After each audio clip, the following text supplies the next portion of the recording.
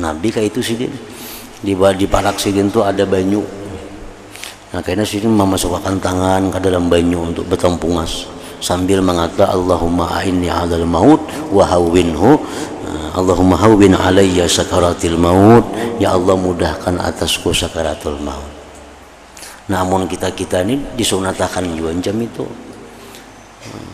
Kita kada kawa artinya berbuat itu nang kawa nang dihiga nih nah nang menunggu ini nama lihat nih ini sudah kuitan nih sudah sakaratul maut. Nah cari anduk buat dalam banyu diparah dilapayakan kamu hasidin itu yang dalam sakarat sambil didoakan Allahumma hawwin ala hadza sakaratil maut, ya Allah mudahkan atas ini orang sakaratil maut. Itu sunat. Kena ambil banyu lapayakan kamu hanya kena ambil banyu sasindok tetangga sindok minum makannya basahi bibirnya. Itu disunatkan bagi orang yang menghadapi orang sakaratul maut sambil didoakan Allahumma hawwin alaih, ya Allah mudahkan atasnya ini sakaratil maut itu. Artinya perkataan Imam Al-Ghazali rahimahullah wa nafa'ana bi ulumihim, diriwayatkan bahwa satu rombongan dari Bani Israel melewati suatu kuburan. Lalu sebagian mereka berkata kepada sebagian yang lain, jikalau kamu berdoa kepada Allah Ta'ala agar mengeluarkan bagi kamu dari kuburan ini orang yang mati, yang mana kamu bisa bertanya kepadanya. Jadi rombongan ini berdoa kepada Allah agar di antara yang di dalam kubur itu ada yang bisa bangun sehingga bisa mengisahkan tentang bagaimana rasanya menghadapi kematian itu. Lalu mereka berdoa kepada Allah Ta'ala, maka tiba-tiba mereka bertemu dengan seorang laki-laki yang telah berdiri, dan di antara kedua matanya ada bekas sujud. Begitu berdoa kepada Allah, ya Allah keluarkan satu orang di kubur ini, tiba-tiba muncul dari kuburan itu seseorang laki-laki yang ada bekas sujud di dahinya, yang telah keluar dari satu kubur dari kubur-kubur.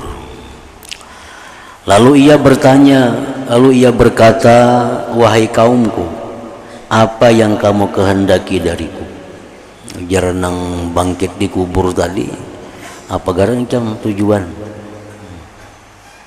Sungguh saya telah merasakan kematian sejak 50 tahun. Tidaklah tenang pahitnya kematian dari hatiku. Jadi artinya orang yang sudah mati selama 50 tahun, nah itu masih ingat bagaimana sakitnya waktu dicabut nyawa itu, padahal sudah 50 tahun.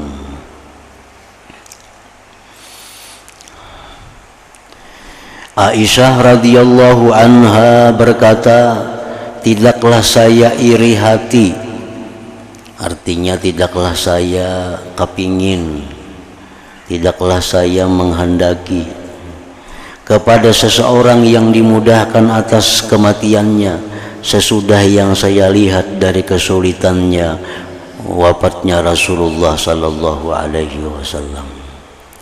Dulu ujar Siti Aisyah, aku kepingin bahwa dimudahkan mati itu, dinyamankan mati itu. Nah, sesudah aku melihat bagaimana Rasulullah menghadapi kematian itu, maka kepinginku untuk nyaman mati itu telah hilang. Karena Rasulullah aja orang yang paling dekat dengan Allah, sedemikian rupa menghadapi beratnya kematian itu. Diriwayatkan bahwa Rasulullah sallallahu alaihi wasallam bersabda, Allahumma innaka ta'khudhur ruh min bainil asabi wal qasabi wal anamil. Allahumma fa'inni 'alal maut wa hawwinhu 'alayya. Artinya, ya Allah, sesungguhnya Engkau mengambil roh dari antara urat, ruas dan jari-jari. Ya Allah, tolonglah aku atas kematian dan mudahkanlah atasku. Nabi yang sudah membiasakan mengamalkan doa minta tolong menghadapi kematian, dimudahkan kematian, itu pun beliau sedemikian rupa menghadapi kematian itu. Apalagi orang yang kadang minta dimudahkan, apalagi orang-orang yang kadang minta kepada Allah kemudahan menghadapi mati. Nabi yang tiap hari beliau minta kepada Allah agar dimudahkan menghadapi maut, menghadapi sakarat. Nah, sedemikian rupa beratnya yang beliau alami dalam menghadapi malaikat maut itu. Dari Al-Hasan bahwasanya Rasulullah sallallahu alaihi wasallam menyebut kematian dan kesusahannya serta kepedihannya, lalu beliau bersabda, huwa qadru 300 darbatin bisayf. Artinya kematian itu kadar 300 kali pukul dengan pedang. Artinya bandingan sakitnya kayak apa mati itu macam apa orang dipukul 300 kali dengan pedang.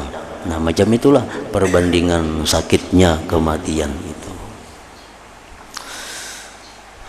Rasulullah sallallahu alaihi wasallam ditanya tentang kematian dan kesulitannya, maka beliau bersabda, inna ahwanal mauti bimanzilati hasakatin fi sufin, fahal takhrujul hasakatu minas suf illa wa ma'aha suf. Artinya, sesungguhnya semudah-mudah kematian itu seperti duri di dalam bulu, maka tidaklah duri itu keluar dari bulu, melainkan bersama duri itu ada bulunya.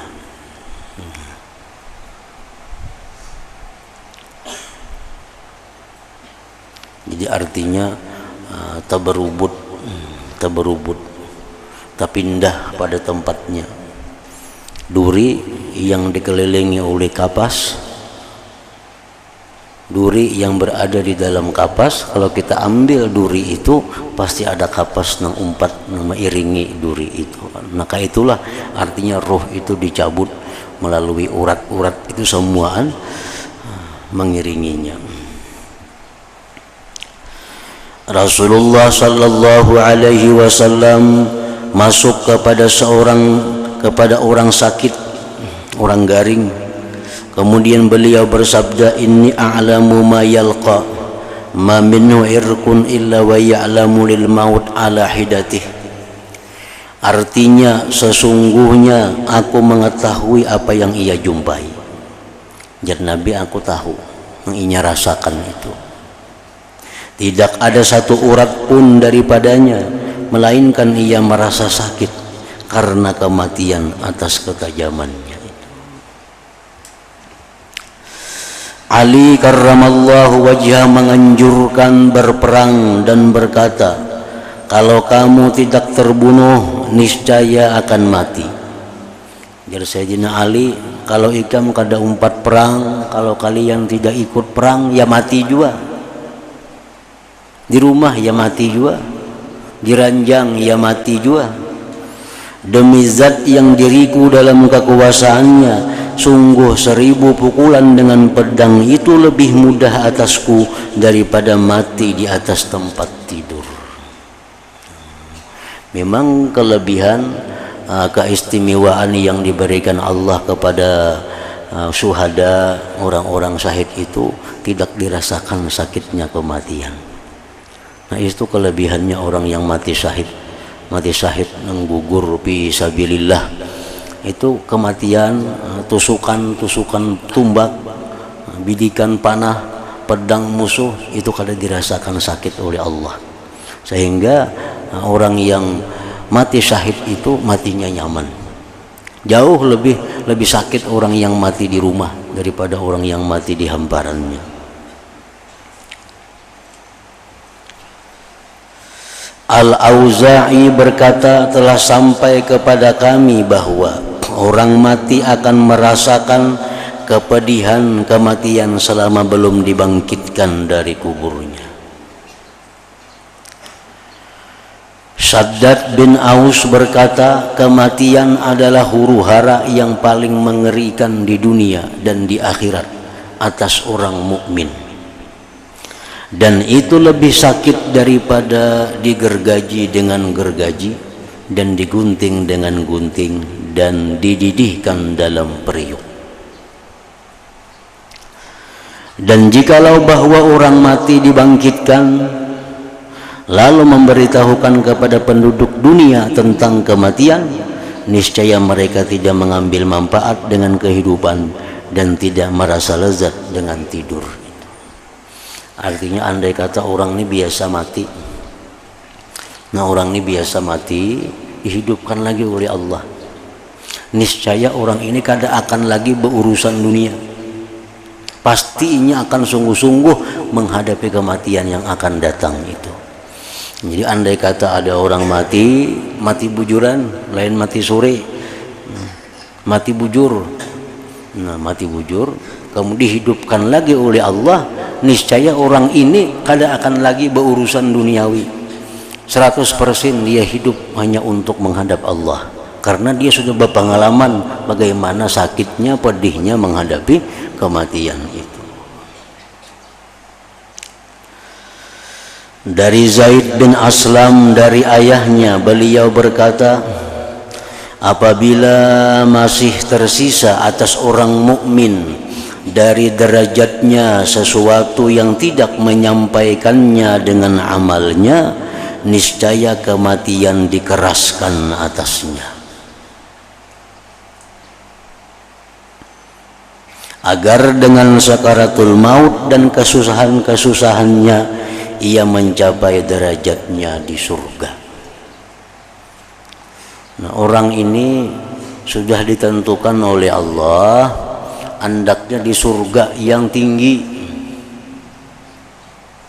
tapi di alam dunia orang ini amal kada cukup, amal ibadahnya kada cukup, maka inya mati mesti ke sana kita duduknya, tingkatannya di surga yang tinggi. Nah, lalu orang ini disusahkan menghadapi kematian, sehingga pahala kesusahan itu bisa mencapai kedudukan yang tinggi di sana itu. Seorang perempuan, seorang bini-bini, nah nang beisi laki, nang tinggi kedudukan di surga, sedangkan si bini ini ya matinya ke surga juga, cuma kada setinggi lakinya kedudukannya. Nah, biasanya bini-bini seperti ini disusahkan menghadapi sakaratul maut, disulitkan, karena dia punya kedudukan yang disamakan dengan suaminya di surga, sehingga dengan pahala kesusahan sakaratul maut itu dia bisa menyamai kedudukan suaminya. Itu biasa demikian.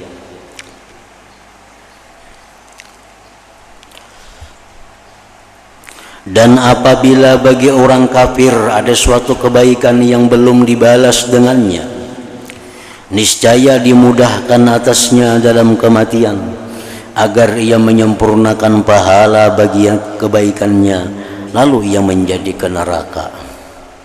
Orang kafir yang baik, orang kafir yang baik itu artinya orang kafir yang berakhlak mulia, orang kafir yang santun, orang kafir yang pemurah, orang kafir suka menyumbang, orang kafir suka memberi makan.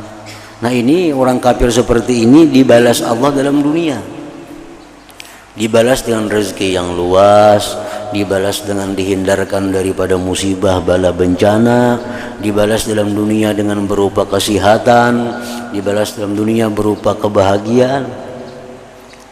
Di akhirat karenanya kada ada lagi balasannya kafir. Nah, orang kafir yang ini belum habis lagi balasannya, makanya harus mati hari ini. Lalu untuk membalas kebaikannya itu Allah Subhanahu wa taala mudahkan kematian orang kafir tadi. Bisa takurihingnya mati.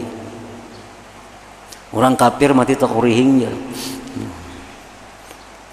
Artinya apa? Allah menghabiskan balasan kebaikannya di dunia supaya di akhirat kena kada ada lagi balasan yang ditunggunya lain pada api neraka.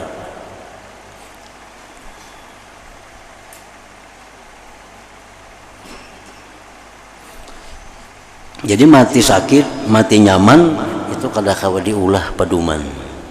Bila orang mati nyaman misalnya tak urihing ke surga kada tentu. Bila orang mati kesakitan dia bakal ke neraka kada tentu juga. Itu kada kawa diulah paduman. Nah, biasa orang mati sakit, mati kesakitan itu bisanya untuk meninggikan derajatnya di surga. Yang mana dengan pahala sakit itu bisa dicapainya. Nah, orang kafir tadinya matinya tersenyum, matinya nyaman, bukan berartinya ke surga. Itu untuk menghabiskan kebaikannya dalam dunia sehingga di akhirat hanya tersisa neraka untuknya.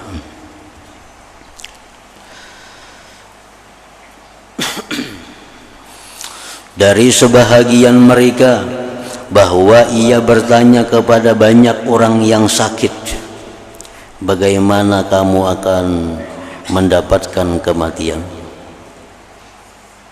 Ada orang, bila ada orang garing didatanginya, kayak apa ikam sakitnya, kayak apa ikam hadapi masalah penyakit engkau ini.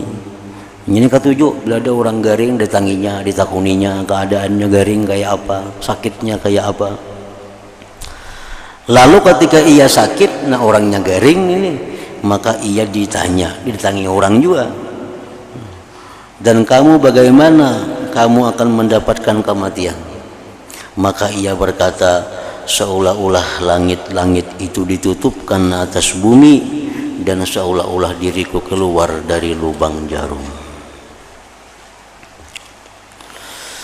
Rasulullah sallallahu alaihi wasallam bersabda, mautul faj'ah rahatun lil mu'min wa asapun 'alal fajir.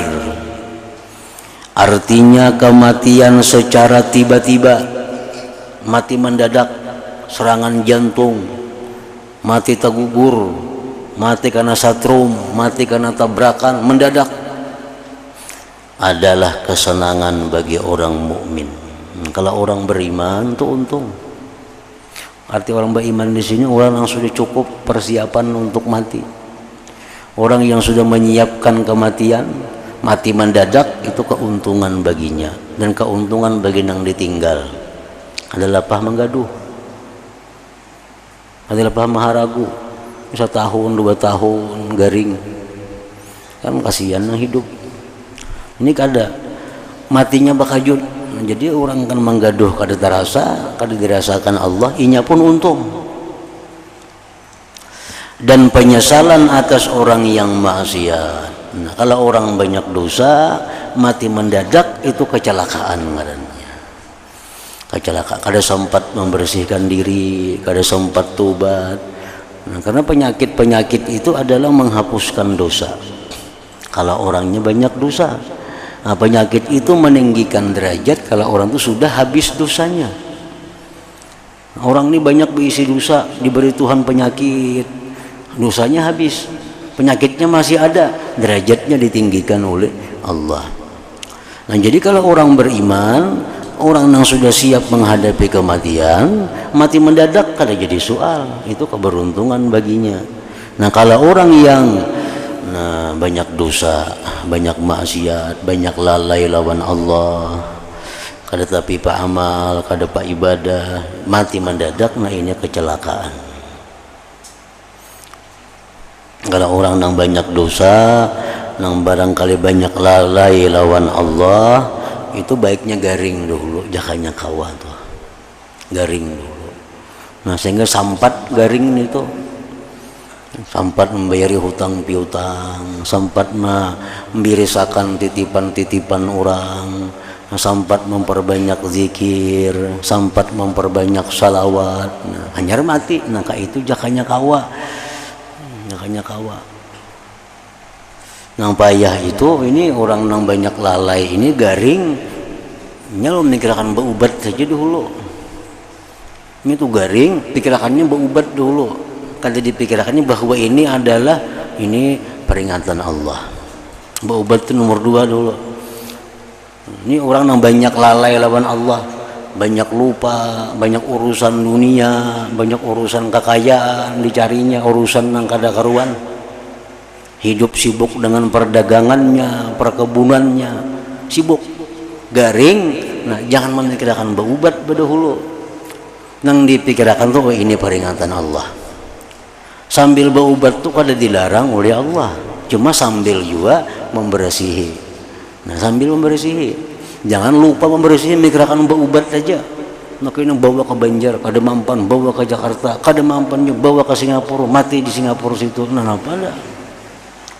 Kalau kawa juga, jakanya sambil membersihi diri, sambil berubat. Nah, kedua-duanya jalan, nah mestinya kayak itu.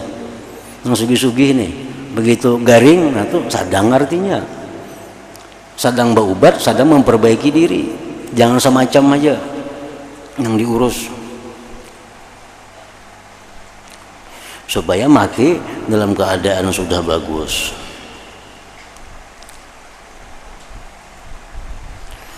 Dan diriwayatkan dari Makhul dari Nabi sallallahu alaihi wasallam, beliau bersabda, "Lau anna sya'ratan min sya'ril mayyit wudi'at ala ahli samawati wal ard lamatu biiznillah ta'ala lianna fi kulli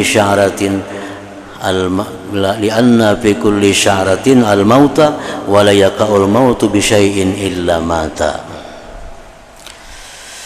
Ujar Nabi, seandainya sehelai rambut dari rambut orang yang mati itu diletakkan atas penduduk langit dan bumi, niscaya mereka mati dengan izin Allah. Karena pada setiap helai rambut ada kematian, dan kematian tidak jatuh pada sesuatu melainkan ia mati.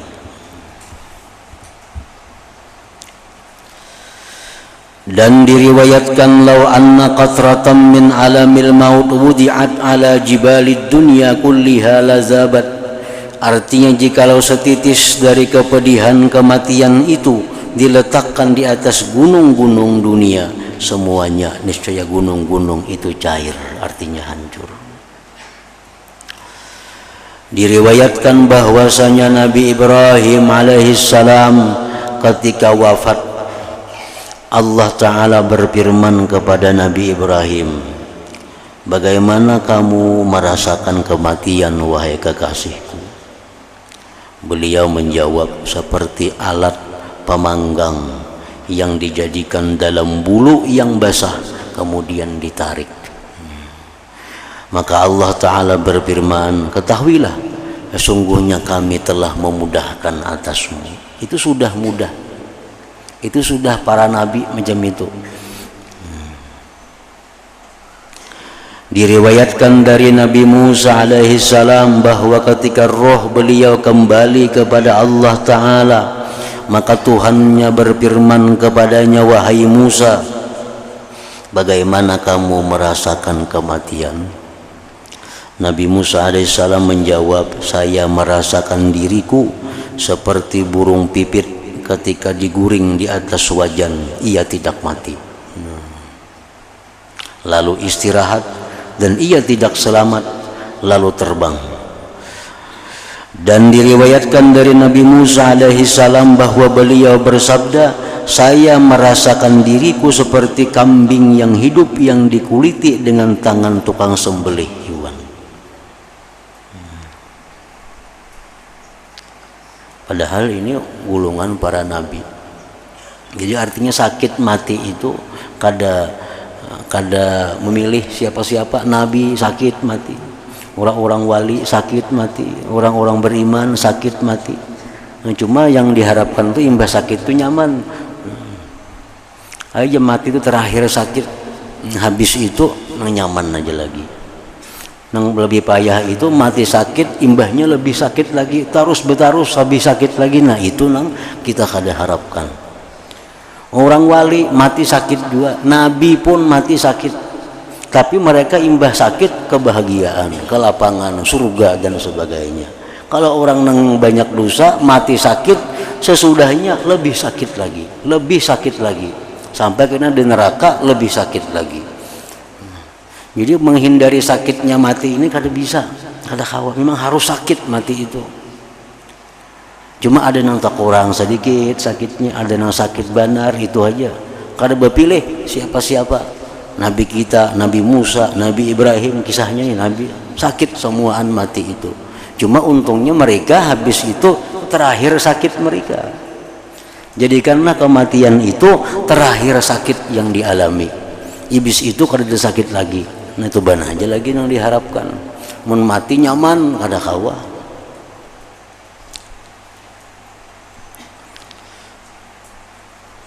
Paling-paling dimudahkan, disatu matakan. Sakit tetap sakit, cuma ada yang lawas sakitnya 2-3 hari sakitnya, sakit banget itu. Ada yang belanggar jam aja sakitnya, ada yang belanggar menit aja sakitnya. Sakit tetap sakit, orang mati siapa aja kan mau kada sakit. Cuma tergantung lawas kadanya sakitnya, dan yang imbah sakit itu apakah ada sakit lagi pulang atau kada. Nah nabi-nabi, wali-wali, orang yang banyak berisi pahala, imbahnya itu nyaman. Ada lagi yang sakit. Nah orang yang banyak dosa, orang kafir apalagi, imbah sakit itu bertambah terus sakitnya. Kayaknya di alam kubur tambah sakit lagi, di padang mahsyar tambah sakit lagi, masuk neraka makin sakit lagi. Nah itu orang-orang yang banyak dosa tadi. Yang jar Siti Aisyah tadi mengatakan, Siti Aisyah Jasidin dulunya aku biasanya aku berharap mati itu nyaman, mati itu mudah. Tapi sesudah aku melihat Nabi wafat, kayak apa beliau menghadapi wafat, hilang harapan itu. Harapan itu hilang. Artinya apa? Nabi aja macam ini, apalagi nang kada Nabi.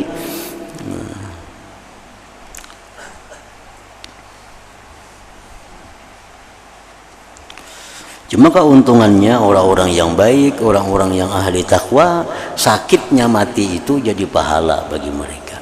Sakitnya jadi pahala. Makin sakit makin banyak pahalanya. Nah lain hal dengan orang-orang yang banyak dosa, orang-orang yang banyak salah tadi. Itu sakitnya sakit bujur-bujur siksaan. Nah, sakit yang bujur-bujur hukuman baginya. Diriwayatkan dari Nabi Sallallahu Alaihi Wasallam bahwa di sisi beliau ada segelas air ketika hendak wafat. Lalu beliau memasukkan tangannya dalam air, kemudian beliau mengusap dengan tangannya ke muka dan beliau bersabda, Allahumma hawwin alayya sakaratil maut. Artinya, ya Allah mudahkan atasku sakaratul maut. Nabi kayak itu sih, di parak sidin itu ada banyu.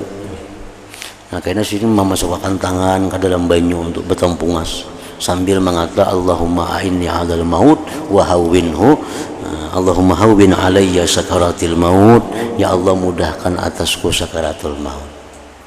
Namun kita ini disunatakan juga jam itu. Kita kada kawa, artinya berbuat itu nang kawa nang dihiga nih, nah nang menunggu ini. Nah melihat ini sudah kuitan, ini sudah sakaratul maut. Nah cari anduk buat dalam banyu, diparah, nah, dilapayakan kamu hasidin itu yang dalam sakarat, sambil didoakan Allahumma hawwin ala hadza sakaratil maut, ya Allah mudahkan atas ini orang sakaratil maut. Itu sunat. Kena ambil banyu lapayakan kamu hanya, kena ambil banyu sasindok tetangga sindok, minum makannya, basahi bibirnya. Itu disunatkan bagi orang yang menghadapi orang sakaratul maut, sambil didoakan Allahumma hawwin alaih, ya Allah mudahkan atasnya ini sakaratil maut itu. Fatimah radhiyallahu anha berkata, alangkah berat kesusahannya bagi kesusahanmu wahai ayahku. Ini Fatimah radhiyallahu anak Nabi, waktu menjenguk Nabi dalam keadaan sakit, yang mana beliau wafat pada waktu sakit itu. Jadi jar Fatimah makasihannya abah sakitnya pian. Nah, Fatimah ini mengasihani abahnya, sakitnya pian ya Rasulullah. Lalu ujar Nabi apa? La karba ala abika ba'dal yaum. Artinya tidak ada kesusahan atas ayahmu setelah hari ini. Nah ini yang kita hendak tuh kayak itu. Ayo ke sakit mati memang kada kawal kada sakit mati ini tuh. Luka aja sakit kita. Cabut gigi aja sakit. Apalagi cabut roh. Nah cuma nang kayak Nabi ini kita kehendaki la karba ala abika ba'dal yaum. Tidak ada kesusahan lagi atas ayahmu setelah hari ini. Nah, jadi sakitnya kematian itu hendaknya jadi akhir sakit dalam hidup kita. Nah, sesudah itu hanya kenikmatan-kenikmatan yang datang. Umar radhiyallahu anhu berkata kepada Ka'bul Ahbar, wahai Ka'ab, ceritakan kepada kami tentang kematian. Ka'bul Ahbar menjawab, wahai Amiral Mukminin, sesungguhnya kematian itu seperti dahan yang banyak durinya yang dimasukkan dalam perut seseorang, dan setiap duri mengambil dengan urat, kemudian ia ditarik oleh seseorang yang kuat tarikannya, maka diambil apa yang diambil dan ditinggalkan apa yang ditinggalkan. Itu kiasnya ke mencabut roh itu, mencabut roh. Nabi sallallahu alaihi wasallam bersabda, innal abda la yu'aliju qurabal maut wa sakaratil maut wa inna mafasilahu la yusallimu ba'duha ala ba'd taqulu as'alaika assalam tufarikuni wa ufarikuka ila yaumil qiyamah. Artinya, sesungguhnya seseorang hamba itu mengobati kesusahan-kesusahan kematian dan sakaratil maut. Dan sesungguhnya persendian-persendiannya itu sebagian mengucapkan salam kepada sebagian yang lain. Seraya berkata, mudah-mudahan kesejahteraan atasmu, kamu berpisah denganku dan aku berpisah denganmu sampai hari kiamat. Artinya ada orang yang berubat, orang ini garing berubat ke dokter, kasih itu kamari berubat, padahal urat-uratnya sudah saling mengucapkan salam, hendak berpisah artinya. Ini kada tahu panang berubatnya pada uratnya sudah selamat tinggal lawan bepada roh batis sudah bepada lawan batis selamat tinggal, kena kita jumpa hari kiamat. Singgi bepada lawan lintuhut lawan lutut sudah. Nah, kita kada merasa pada sudah itu terjadi pada diri kita. Nah, kita masih berubat ke situ kamari lagi. Jadi jar Nabi ada orang yang berusaha untuk sihat, padahal rohnya sudah mengucapkan selamat tinggal kepada bagian-bagian tubuhnya itu. Maka inilah sakaratul maut atas wali-waliullah dan kekasih-kekasihnya. Lalu apa keadaan kita dan sedangkan kita tekun dalam perbuatan-perbuatan maksiat, dan akan berturut-turut atas kita di samping sakaratul maut sisa-sisa bencana. Nah, jadi kita ini sudah menghadapi sakaratul maut, karena habis itu banyak pulang menunggu lagi bencana-bencana lainnya. Nah, orang-orang yang ahli kemaksiatan, orang-orang yang mati banyak membawa dosa yang belum tobat kepada Allah. Nah, jadi matinya sakit, begitu masuk kubur dia sudah menghadapi ular, kalajengking, macam-macam pulang dihadapinya. Karena sesungguhnya bencana-bencana kematian itu ada 3. Ini orang yang menghadapi kematian tuh itu ada 3 macam hal yang berat, ada 3 macam hal bencana yang dihadapinya. Satu, bencana ini kerasnya pencabutan roh seperti yang telah kami sebutkan tadi. Itu pertama, sakitnya pencabutan roh itu bencana yang pertama itu. Nah, kemudian karena selanjutnya bencana yang kedua yang dihadapi, menyaksikan rupa malaikat maut. Nah, itu sudah bencana juga. Malaikat maut yang memberi takutan itu kita lihat, itu sudah merupakan bencana, ditambah sakitnya lagi.